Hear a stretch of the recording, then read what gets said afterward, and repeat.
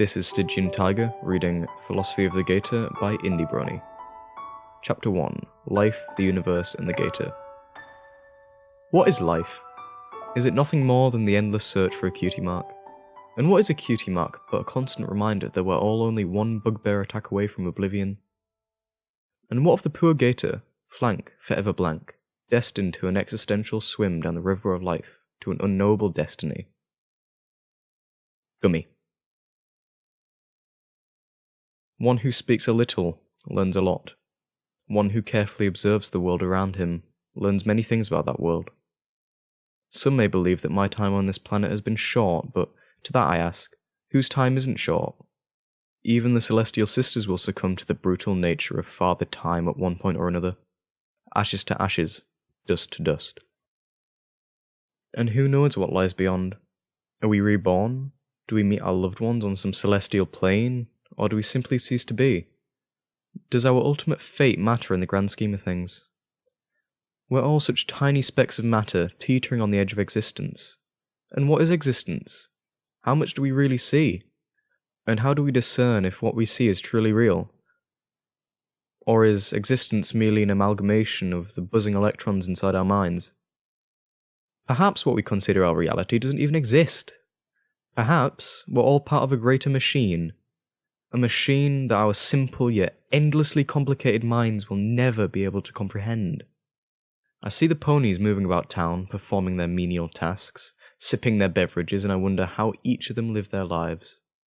All these lives filled with hope, dreams, ambitions, hopelessness, nightmares, and failure, all in equal measure.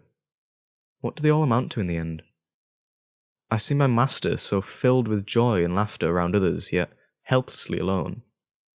Her Pegasus friend so confident and cocksure, yet intensely afraid of failure. And the unicorn blessed with an eye for beauty, but so self-critical of her own. All talented, yet so flawed. I wonder if they notice the same thing in others. Do they see each other as I see them? Each life has its own tale to tell. Each face bears the scars of its owner's past, and each mind contains experiences etched in memory to help them better deal with the future. And yet, what does the future hold? How far does one look ahead?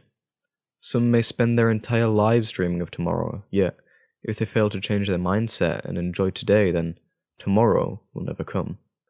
Others live purely for the moment, unable to comprehend the ramifications of their action or inaction. To them, the future is of little consequence, as they happily surrender their lives to fate. Whilst both philosophies are conflicting, are either of them truly wrong?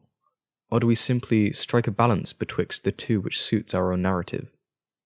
Like one's palate, perspectives and opinions change vastly throughout age and experience. Something which may be desirable in young age may not be to one's liking in later life. What prompts such change? Is it our drive to make our own lives better? Should we be so selfish?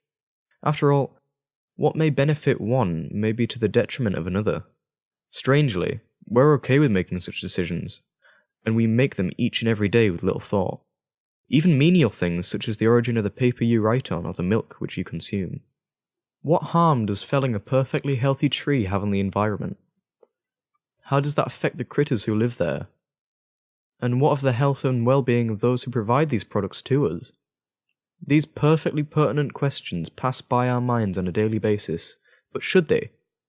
Should we be considering the marks we leave on this world before we even make them? Or do we press on in making things better only for ourselves, all the while dealing with the consequences as they appear? What's more important, our advancement as a society, or the preservation of things as they are? Or is it once again a case of finding a middle ground wherein the majority are satisfied? Or is satisfying everyone damaging in its own right? Think of a foal presented with the prospect of candy. The foal desires the candy. This parent has enough bits to purchase the candy, and the seller is pleased to take the money. From this perspective, all parties are satisfied. But is satisfaction truly the best result? Consider the effects on the foal's health and the condition of their teeth. Consider how much candy the parent actually buys and how much this purchase will affect the parent from being able to supply the foal with the various necessary items to ensure its safety and well-being. Once you start to look at situations from various perspectives, they become endlessly more complex than at first appearance. That is not to suggest that this is a bad situation, but that this particular scenario requires balance in other aspects of life to prevent this from becoming a bad situation. The negative effects on the foal's dental health are countered by brushing teeth, and the negative effects on their health are countered by ensuring the candy is a small portion of a balanced diet. The parent can ensure financial stability by purchasing in small amounts and putting the candy lower on their priorities of things to buy. Without this balance, what would originally satisfy all three ponies could easily descend into a scenario wherein none are satisfied. I take into account my own experiences in this area. My master feeds me candy in great amounts, yet I have no teeth. You would think this is to be a source of extreme displeasure, but no. She understands my inability to chew, and thus chews my candy for me. I love my master. She appears to many as a pony not to be taken seriously, yet I believe she's possibly the most perceptive pony I know. Please excuse me now. I wish to inform her of my unconditional love and devotion to her. I thank you for taking the time to listen to my thoughts. I'm Gummy, and I wish you all the very best in your endeavours.